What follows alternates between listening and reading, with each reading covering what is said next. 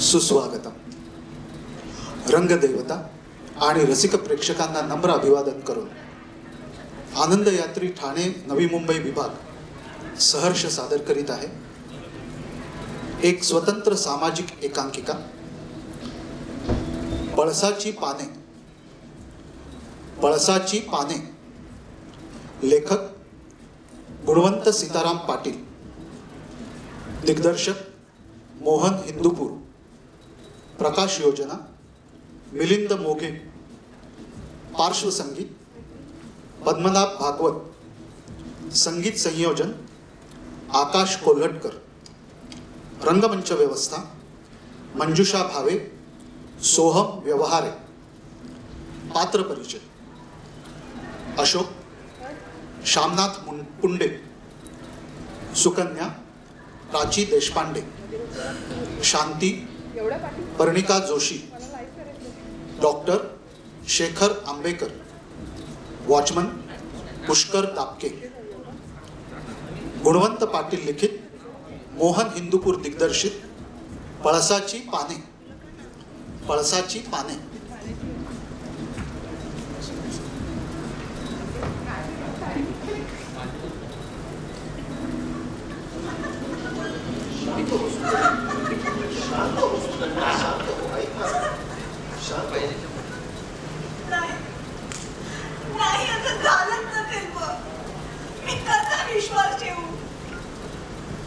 विश्वास तर माझाही पहिल्यांदा बसला नाही, पण सत्य हे स्वीकारावंच लागलं. तूही स्वीकार होता. दुर्दैव दुसरं काय. अरे गेल्या 10 वर्षांच्या घोर निराशेनंतर देवाला शब्द दाखवली पण आणि मानवली सुद्धा. तीही गेल्या वर्षभरात 2 वेळा. मागच्या वेळेस आणि आताही नीतीपथ्य पाळलेली. डॉक्टरांनी जे जे सांगितलं ते ऐकलं. ज्या ज्या गोळ्या औषधे घ्यायला सांगितल्या त्या सगळ्या घेतल्या. या गोळ्या औषधांनी त्यांनी 35च 50ची पोक्त स्त्री वाटायला लागले. अशोक, तुला माहितीये यावेळेस प्रेग्नेंट राहिल्यावर मी माझ्या सगळ्या मैत्रिणींना फोन केले. संगमनेरला आई बाबांना जाऊन भेटून आले. किती आनंद झाला त्यांना. आणि आता कोणाला काय निरोप देऊ रे. शांत हो सुकन्या, शांत हो. एवढ्या वर्षाच्या अंधकारानंतर किंचित का होईना पण प्रकाश किरण आपल्या बंगल्यात पडली आहेत ना. तू आता आहे ना तशीच तुझी उल्हासित वृत्ती ठेव. तू प्रसन्न राहा सुकन्या, फक्त प्रसन्न राहा. दुसऱ्यांदा वर्षात प्रसन्न राहू आणि कशी राहू ते तू शिकव आता मला. अरे मला वर्षाचं कारण तरी सांग.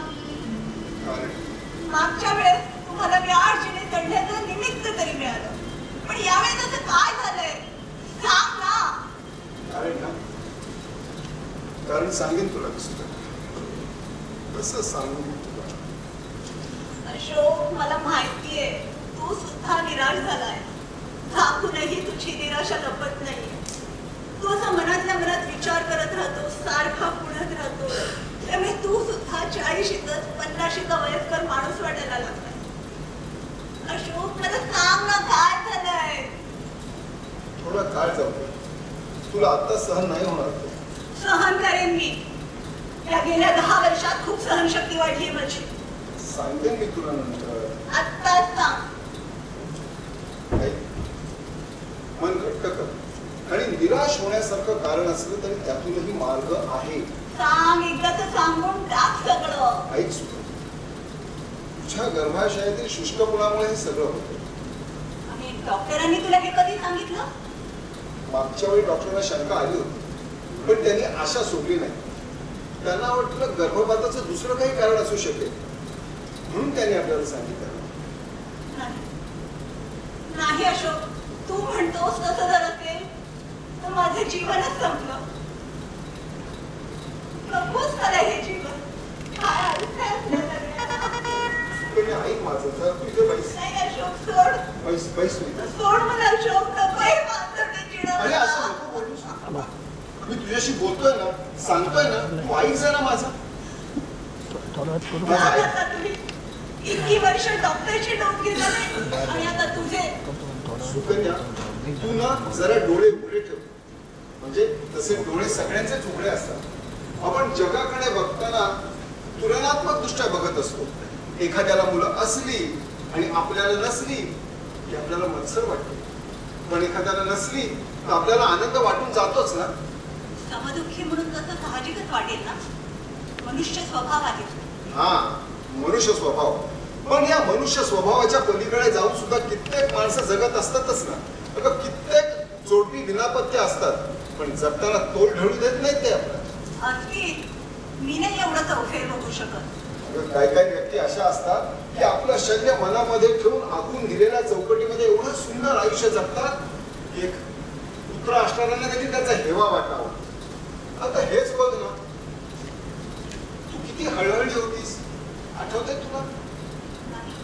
लक्षात नाही आलं माझ्या. अगं असं काय करतेस? आपले पु ल देशपांडे त्यांची अंत्ययात्रा टीव्हीवर तू किती वेळ तरी बघत होतीस, आठवतंय तुला? बरं, पण त्याचं काय आता इथे? त्यांना देखील मूलबाळ नव्हतं. काय?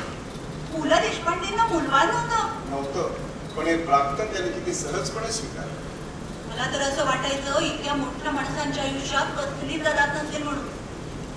मूल नसल्याचं दुःख त्याला देखील झालं असेलच ना, पण या दुःखावर मात करून त्याने आयुष्यभर जगभरातल्या सगळ्या मराठी माणसांना हसवलं, आनंद दिला. आणि एवढ्यावर थांबले नाही, स्वतः कमवलेली सर्व संपत्ती समाज कार्यासाठी सहज दान करून टाकली त्याने. सुकन्या, मुलाबाळांच्या बाबतीत म्हणशील तर आपल्याला अजून एक आशेचा किरण आहे. दत्तक घेण्याबद्दल बोलत असशील? नाही, मग सरोगेट मदर. काय? Surrogate mother? हो. मध्यंतरी पेपर मध्ये वाचलं तुम्ही सरोगेट मदर बद्दल, पण मला तो कन्सेप्ट नाही समजला.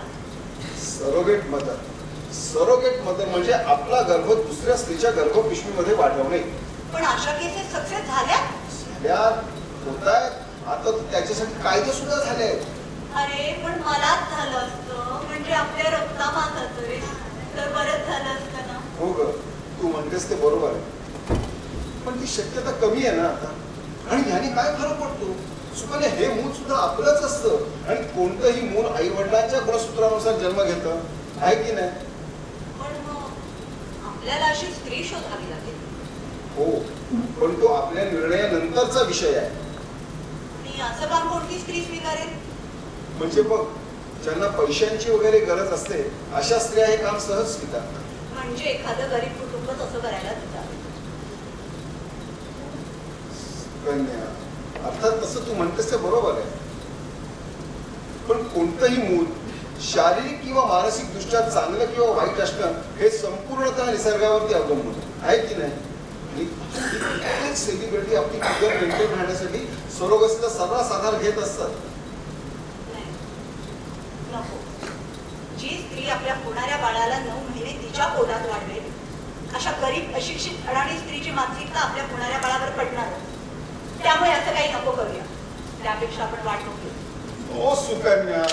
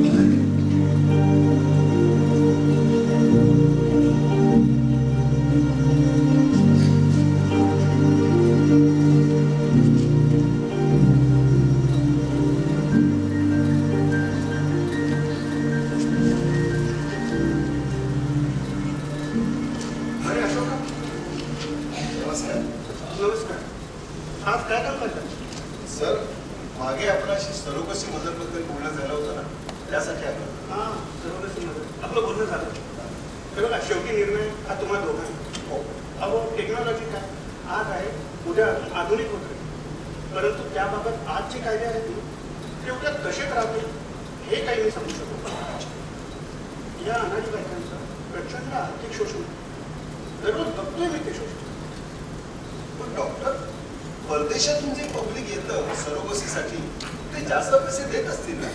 हा, परदेशातून येणारे नोकरी भरपूर पैसे देते हो. पण कोणाला? एजंट्स लोकांना. अच्छा. आणि एजंट या अशिक्षित बायकांकडून जे काही घेऊन देतो ना, हे या बायकांना काही कळत नाही. इथे फक्त होणाऱ्या बाळाला, जन्म देणाऱ्या बाईला काही किंमत नाही. म्हणजे बघा, हे एजंट्स लोक या बायकांना जे पैशांचे आकडे सांगतात ना, ते फुगवून सांगतात. आणि डिलिव्हरी नंतर यांच्या हातात पडणारी रक्कम आणि त्यांना सांगितलेले आकडे याच्यामध्ये जमीन आसमानाचं अंतर आहे. आणि शेवटी सर्वजण मजा यांच्या पोटात बाळ असलं तर काही काही बायकांच्या बाबतीत काय होतं की प्रेग्नन्सी दरम्यान त्या बाळाशी खूप अटॅच होऊन जाते आणि डिलिव्हरी नंतर त्यांना ते बाळ द्यावंच वाटतं. त्यामुळे तर वेगळेच प्रॉब्लेम. आणि काही बायकांच्या बाबतीत त्या बाळाला बाळासोबत नसल्यामुळे त्यांच्या बाबतीत काय होतं की त्या प्रचंड मानसिक तणावात येतात, अक्षरशः मनोरुग्ण व्हायच्या बाबतीत राहतात. अरे बापरे, हे फारच भयानक आहे. पण डॉक्टर, ह्याच्यासाठी काही कायदे वगैरे आहेत की नाही? कायदे आहेत, परंतु कायद्यामध्ये सुद्धा पळवाट आहे. मी हे आपल्याला सांगायचं कारण की या सर्व गोष्टी आपण आपल्या बाबतीत टाळतो. हो, त्या बाईचं सुद्धा आपण काउन्सिलिंग करणं गरजेचं आहे. हो बरोबर. तुम्ही सुकन्या बरोबर ती बाई आली आहे, त्यांना बोलवू का? हा, बोला ना. सुकन्या, सुकन्या, ये.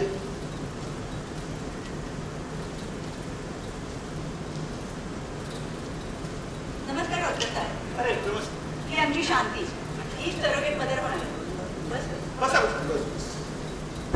डॉक्टर, आम्ही आमच्या परीने सगळी माहिती तिला दिलेली आहे. आता तुम्ही फक्त जोखीम आणि जबाबदारी तेवढी तिला समजावून सांगा. कसं काय शांती, बऱ्या? साहेब बरं आहे. तुम्हाला या कुटुंबानं सरोगसी विषयी माहिती सांगितली आहे, ती व्यवस्थित समजली आहे ना? होय. त्यासाठी 9 महिन्याचा कालावधी लागेल. तुम्ही त्यासाठी तयार आहात ना? हे साहेब, तुम्ही तुमच्या कुटुंबातील सर्व व्यक्तींशी बोलूनच निर्णय घ्या. साहेब, माझा नवरा रेल्वे खाली सापडून गेला आणि 9 वर्षाचा एक पोरगा आहे बघा. बाकी मला विचारावं असं कोण नाही. ठीक आहे. ते बघा, सरोगसी म्हणजे काय हे नीट समजून घ्या. होय. हे बाळ पूर्णपणे दुसऱ्यांचं असणार, म्हणजे आपल्या केसमध्ये अशोकराव आणि सुकन्या यांचं असणार. हे फक्त तुमच्या पोटामध्ये वाटणार आहे. या दरम्यान जर तुम्हाला असं वाटलं की मी हे बाळ वाढवणार नाही किंवा मी हे बाळ देणारच नाही, तर कायद्यानं तसं चालणार नाही. तुमच्या विरुद्ध गुन्हा देखील नोंदवला जाऊ शकतो. हाय साहेब, मी असं काय बी करणार नाही बघा. आणि आपल्याला कदाचित 2 किंवा 3 प्रयत्न सुद्धा करावे लागू शकतो. ठीक आहे. होय. योग्य ऑथॉरिटीच्या परवानगीशिवाय गर्भधारणा संपुष्टात आणता येणार नाही. ठीक आहे ना? होय. यासाठी लागणारा खर्च अशोकराव बघतो. ओके. तर तुम्हाला त्यांच्याकडून जे काही देणं घेणं आहे ते पहिलेच व्यवस्थित ठरवून घ्या आणि करार व्यवस्थित समजून घ्या. तो समजला की त्यावर सही करा. सही येत नाही साहेब मला. मी अंगठा तेवढं देईन. ठीक आहे, अंगठा. अशोकराव, मला वाटतं तुम्ही देखील थोडा वेळ घ्या, विचार करा आणि एकदा तुमचा निर्णय पक्का झाला ना की मला कळवा. मग आता तुमची प्रोसेस काय करूया? चालेल ना? ओके. ओके. थँक्यू. थँक्यू.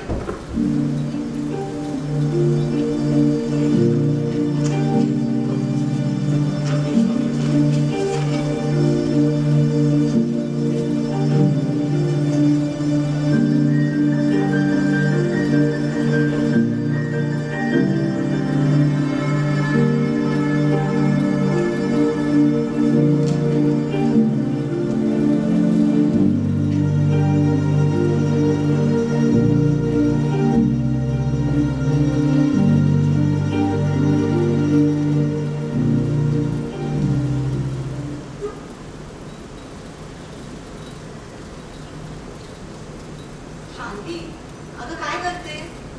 मी ना तुझ्यासाठी रताळ्याचा शिरा घेऊन आले होते. काही रताळ्याचा शिरा करतात होय. हो का?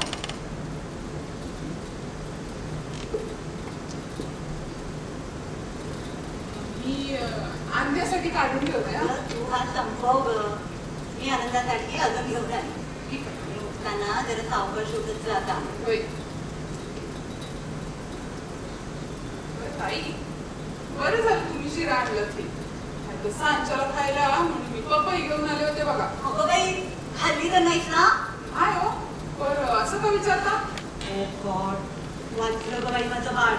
अगं शांती, पपईनेच गर्भपात होतो. या पुढे तू काही अडत जाऊ नकोस. तुला काय हवं काय नको ते तू आम्हाला सांगत जा.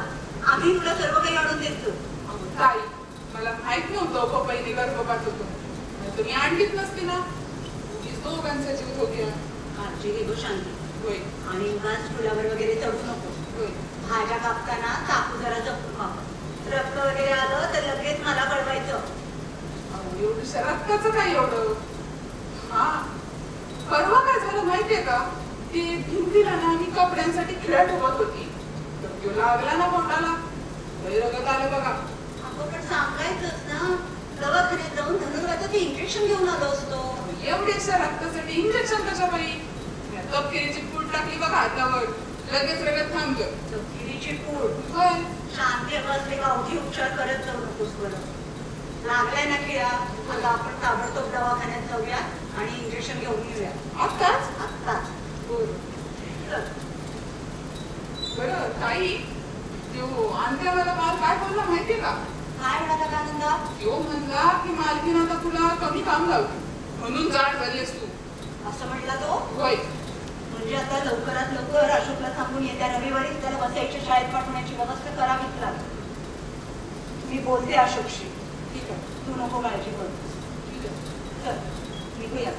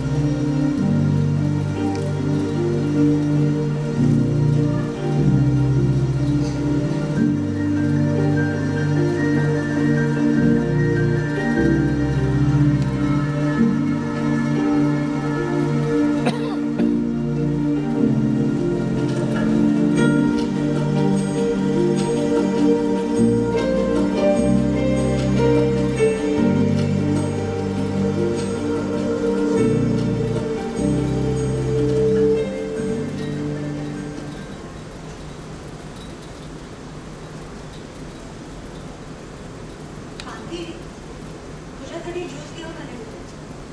आत्ता घेशील का नंतर? येईन थोड्या वेळानं. का गं? अशी उदास का बसलीये? काही दुखत तर नाही ना? अहो ताई, आज तर काही दुखत नाही बघा. तर 2-2.5 महिन्यात हे जेव्हा सगळं संपल आणि मला पुण्यांदा कामाला जावं लागेल, तेव्हा काय काय दुखेल याचा नेम नाही बघा. अगं तेव्हा कशाला काय दुखेल तुला? आणि दुखलं तरी 4 वर्षांचा दवाखान्याचा विमा केलाय तुला. होय, पण तो जो विमा काढलाय ना, तो नुसतं औषध घ्यायला कामी येईल बघा. पण मला ह्याची बसून खायची सवय लागली. त्यानंतर मला काम होतील काय? मला काय झालं? हे काय तुझं पहिलंच बाळणपण आहे का? या आधी आनंद झालाच ना तुला? अगं होय, पण अंड्याच्या वेळेस मी काही इतके दिवस बसून खात नव्हती. चांगली 6व्या महिन्यापर्यंत धुनी काढणी केली आणि त्यामुळं मी पुण्याला उभी राहील. आता असं वाटायला लागलंय ना, हीच मी या फंद्यात पडली. फंद्यात? अगं असं का बोलतेय? आम्ही आहोत ना तुझं सर्व बघायला. अगं अनंताच्या शिक्षणाचं पण आम्ही बघतोय. अगं तू सांगितल्यास तशी 10 तोळ्याच्या सोन्याच्या बांगड्या करून दिल्या तुला. आजकाल तुला काय झाले काही कळत नाही मला. मला साधं या बसा सुद्धा म्हणत नाहीस तू. अहो म्या कसं म्हणणार? एक घर तर तुमचंच आहे ना. अगं पण राहते तर तूच आहेस ना. म्या काय, मी थोड्या दिवसांची पाहुणी. थोड्या दिवसांची कशाला? हवे तितके दिवस राहा. तसं आज सांगायला नाही तुम्ही, पण हे सगळं संपल्यानंतर मी तसं सांगायलाच असं नाही. अगं असं का म्हणतेय? तू जे जे सांगितलंस ते ते दिलं आम्ही तुला. अगं वर्षभर जरी धुळीवाटी करत फिरली असतीस तर 1 तोळा तरी सोनं घेऊ शकली असतीस का? तिथे 10 तोळे सोनं दिलं तुला आणि तरी तू असं बोलते. ताई, ते समजे ना, मी नवीन चाळीत खोली घेईन ना, त्यातच निघून जाते. नंतर माझी राहायची पंचायत होईल आणि तुम्ही आम्हाला इतक्या चांगल्या जागेत राहायची सवय उगीच लावली. त्या अंत्यला मी इतक्या चांगल्या शाळेत टाकलाय की त्याचा खर्च नंतर माझ्या मजुरीतून मला परवडेल काय? असं वाटतं ना, असं वाटतं की काहीतरी झाडपाला खावा आणि काढून टाकावं हे आणि जावा आपल्या खोपट्यात निघून. अगं शांते, काय बोलतेस काय तू हे? अगं तू विश्वास घातली आणि तुला ही मदत व्हावी म्हणून तुझी निवड केली आम्ही. अगं यात पैशापेक्षा विश्वासाचं नातं जास्त महत्वाचं असतं आणि म्हणूनच तुझ्याशी कॉन्ट्रॅक्ट केला आम्ही. तुझ्या जागी कोणी मिळाली असते आम्हाला. अगं तुझा खर्च सोडून आम्हाला अजून किती खर्च आहे याची कल्पना तरी आली का तुला? अहो ताई, हे समजा तुम्ही तुमच्या बाळासाठी करता, मग मला बी माझ्या बाळाचा विचार नको करायला? बरं, मग तू म्हटलं तरी काय आहे तुझं? माझं खाण्याचं तेवढं बघा. काय? मी काय बोलणार यावर? संध्याकाळी साहेब आल्यावर त्यांच्याशी काय ते बोलून घे. अहो बोलते की साहेबांशी, त्यात काही एवढं?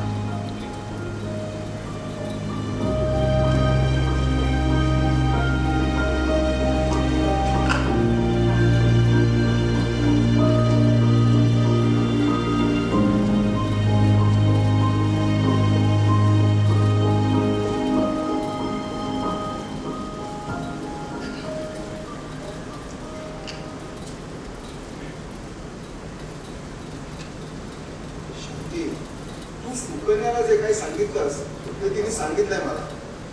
तू तुझं ते जुनं घर आम्हाला न विचारता का विकलंस? तिथे तुझ्या ओळखीचं कोणी ठेवला असता, काही सगळं आटोपलं तुला तुझ्या जुन्या चाळीत राहता राहायला मिळालं असतं ना. अहो साहेब, मला तसं पण भरोशाचं वाटलं नाही बघा, म्हणून दिलं ऐकून मी. हे तुझं ठीक झालं, पण आता तुझ्या या चुकीमुळे तू आता विचित्र मागणी करायला लागलीस आमच्याकडे. अहो साहेब, असं वाटतं ना लाखभर रुपयाच्या मोहाबाई सोन्याची सर बघून हीच फाशी लावून घेतली. हे सरोगेट का काय ते केलं ना, हे चुकलंच माझं. आणि असं करायचं आहे लहान द्यायला मी वसईच्या शाळेत टाकलंय. आपण पण त्याच्या शिक्षणाचं बघतोय ना आम्ही 2 वर्ष. होय, पण नंतर माझ्या मजुरीतून त्याचा खर्च मला काय परवडणार आहे वय? आता तोपर्यंत काम करून कमवशीलच ना. आता हिची बसून खायची सवय लागली, त्याच्यानंतर मला काम होतील काय? हा म्हणजे होणारच नाही असं नाही, काम होईल माझ्याकडून, तर पूर्वीसारखं काय नाही व्हायचं. बरं, आता तुझं म्हणणं काय आहे? माझं राहण्याचं तेवढं बघा आणि काय? 50,000 रुपये द्या. काय? 50,000? ती रिकामी बसून तुला डोकं भरत चालायला लागेल की? हे बघ, हे सगळं आटोपल्यानंतर तुला तुझ्या जुन्या घरामध्ये राहायला जायचंय. अहो पण तुम्ही दिलेला समजा पैसा त्यातच निघून जाईल ना. मग आम्ही कुठे घर द्यायचं तुला आता? कुठं म्हणजे काय? हेच घर द्या की. हे? अहो साहेब, तुम्हाला एवढा बंगला आहे, मी आता त्या बंगल्याला वारस बी येतोय माझ्यामुळं. मग आता या वारसा पुढं या घराची किंमत जास्त आहे बाय. हे बघ, या घरावरती 5 ते 7 लाखाचं कर्ज शिल्लक आहे आणि तेवढे पैसे गोळा करायला मला 2 महिन्याचा कालावधी लागेल. त्याच्यानंतर तुझ्या नावावर करून देतो घर. 2 महिने? अहो म्हणजे बाळाच्या जन्माची वेळ येऊन जाईल ना, मग नंतर तुम्ही नाही म्हणून द्या. म्हणजे अगं तू तर आता आमच्यावरच अविश्वास दाखवायला लागलीस की. अगं बाळाच्या जन्मानंतर तुझ्या दुधाशिवाय राहील का ते बाळ? अहो पण नंतर माझी राहायची पंचायत होईल ना. तुम्ही आत्ताच घर नावावर करून द्या, मग 2-3 महिन्यांनी कर्ज फेडा. तू तर आता आमच्यापुढे काही पर्यायच ठेवले नाहीस आणि पैशांचं म्हणशील तर पुढच्या 2-3 महिन्याच्या तारखा टाकून तुला पोस्ट डेटेड चेक देऊन ठेवतो, म्हणजे तुला त्यावेळी वटवता येतील. आणि यापुढे तुझ्या मागण्यांचं शेपूट असंच वाढत राहिलं तर नकोच आम्हाला. तुझं ते बाळ नको आणि तुझ्या मागण्या पुरवणंही नको आम्हाला. साहेब शपथ सांगते, मला इतकंच पाहिजे होतं, बाकी मला काय बी नको. ठीक आहे, मग त्यासाठी रजिस्ट्रेशन ऑफिसला जाऊन आवश्यक ती कागदपत्र करावी लागतील. आपण उद्या जाऊ. बरं, माझा विश्वास आहे तुमच्यावर, तुम्ही म्हणाल तसं. जाऊ उद्या आपण त्या ऑफिसात. ठीक आहे.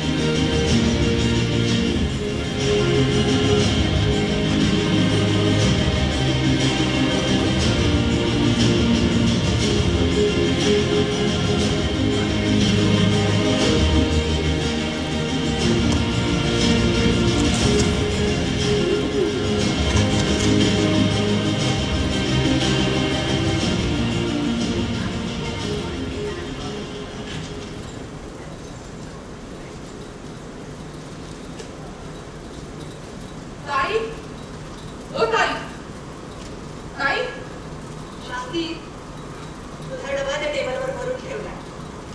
तो घरी घेऊन जा आणि तिथे जेवण करून ये. ताई, तुम्ही नाही माझ्याबरोबर जेवण करणार? नाही, माझं आटोपलंय.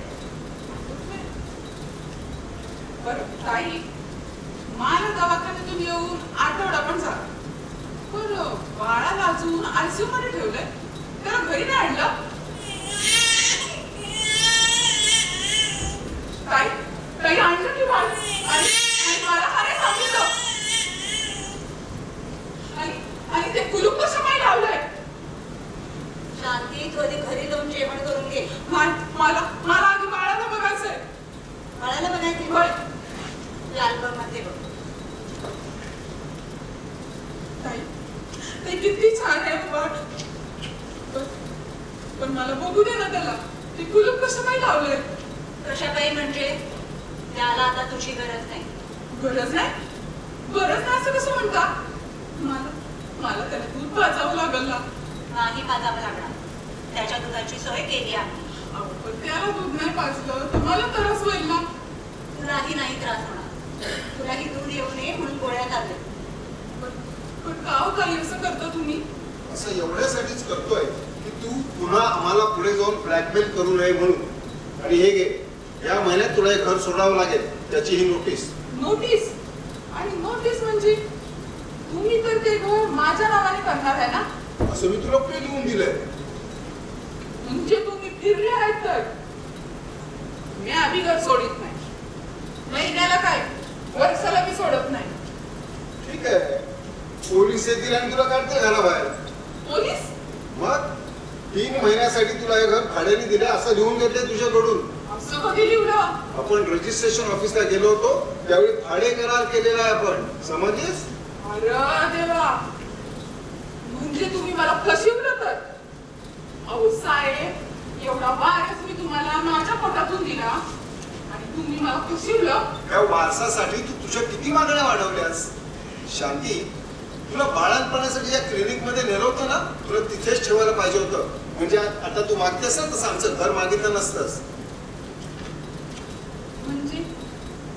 म्हणजे आता मला हे घर सोडावंच लागणार? अर्थात. आणि सहानुभूती म्हणून तू आम्हाला बाळ दिलेस म्हणून आणि सहानुभूती म्हणून दोन्ही कारणासाठी तुला 50,000चा मागितलास म्हणून जास्तीचा चेक दिलेला आहे. तेवढ्या पैशामध्ये आता तुला जुन्या चाळीमध्ये नवीन घर भाड्याने घेता येईल, समजलं? ठीक आहे, बघीन मग. तुम्ही काय दुसरा इलाजच नाही ठेवला माझ्या पुढं. पण साहेब मला कधी मध्ये बाळाला बघायला यायला द्याल ना? आता अल्बम मध्ये बघून घे आणि तू तुझ्या घरी जाऊन स्थिरसावर झालीस की नंतर ये एका दिवशी, मग बघू आपण काय करायचं ते. ठीक आहे, मग जाऊ मी आता. काय साहेब बोलत पण नाही.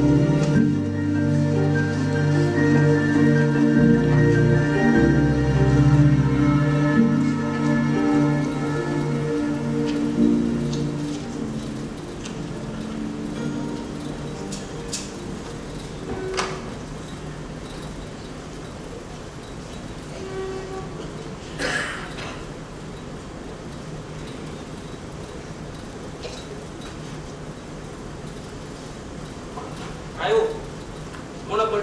ते मालकी नाही का, मालकीला भेटायचं होतं. आपल्या इथे कोण बी राहत नाही. कोण मालकीन? अरे बाबा, महिना बी झाला नाही मला हे घर सोडून. मी यांच्या समोरच्या घरात राहत होती बघ, आणि माझी मालकी या बंगल्यात राहत होती. काय असं? पण आता इथे कोणी बी राहत नाही. राहत नाही? नाही. मग गेलेत कुठे ते गेलेत मला कुठे माहित नाही, पण हे दोन्ही बंगले माझ्या मालकाला विकून गेलेत. विकलं पण? मग मला त्यांचा काही पत्त्या वगैरे देतो का? पत्त्या बित्त्या मला काय माहित नाही.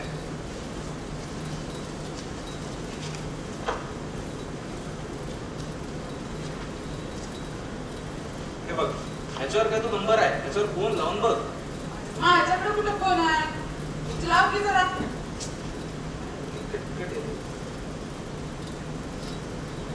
एवढा मोठा नंबर असतोय. लाव की तू. बोल आणि आठवा लवकर. हॅलो हॅलो साहेब. साहेब मी शांती बोलते. कोण शांती? अहो साहेब मी शांती. तुमच्याकडे कामाला नव्हती का? तुमच्या बाळाची आई. हा हा शांती. हा हा बोल, काय काम आहे? ते ताईला आणि बाळाला बघायला आली होती. तुला अल्बम मध्ये दाखवलं ना परवा? अगं काय पण तुम्ही म्हणले होते ना की तू तुझ्या घरी गेलीस की ये 2-4 दिवसांनी, म्हणून आली होती. अच्छा, ते म्हणायचं म्हणून मी म्हणालो का त्याला तुला? शांती, तू अशिक्षित पण आम्हाला सुद्धा धडा शिकवलास. किती वाईट वागलीस तू आमच्याशी. अहो काय हो साहेब, चुकलं माझं. मला ना हाव सुटत गेली बघा, लय चुकलं. आता तुला पश्चाताप होतोय का? पण आता पश्चाताप होऊन काय उपयोग? शांती, तुला पळसाची पानं माहिती आहेत का? जगात कुठेही गेलं तरी पळसाला पानं 3च. तसंच माणसं शिकलेली काय आणि न शिकलेली काय, सगळी माणसं सारखीच असतात. तू आमच्याकडे काम करायला यायचीस तेव्हा म्हणायचीस, साहेब तुमच्यासारखी माणसं जगात कुठे सापडणार नाही. तरी देखील तुला आम्हाला फसवायची दुर्बुद्धी झालीच ना. तसंच शांती, कधी कधी पळसाला 4-5 पानं देखील पाहायला मिळतात. माणसं चांगली असतात पण तुला त्यांची किंमत नाही. आम्ही तुझ्याशी किती चांगले वागलो, तुला किंमत नाही राहिली आमची.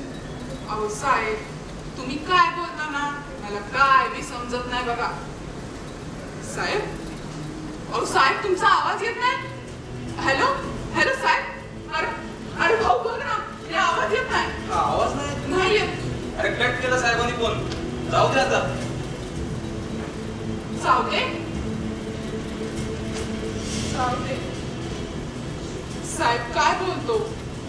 पळसाला 3 पानं काय, 4 पानं काय, 5 पानं काय, मला काय बी समजत नाही.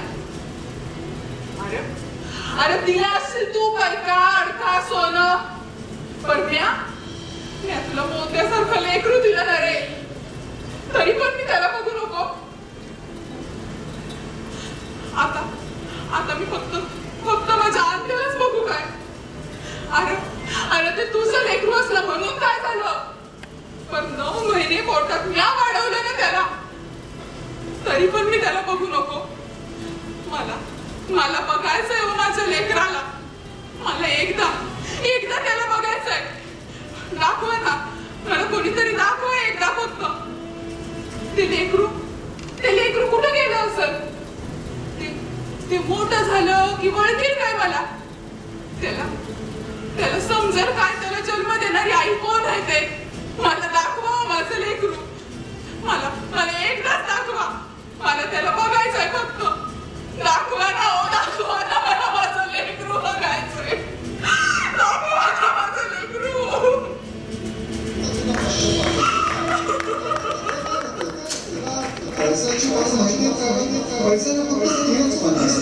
तसंच माणसं शिकलेली काय किंवा न शिकलेली सारखीच असतात.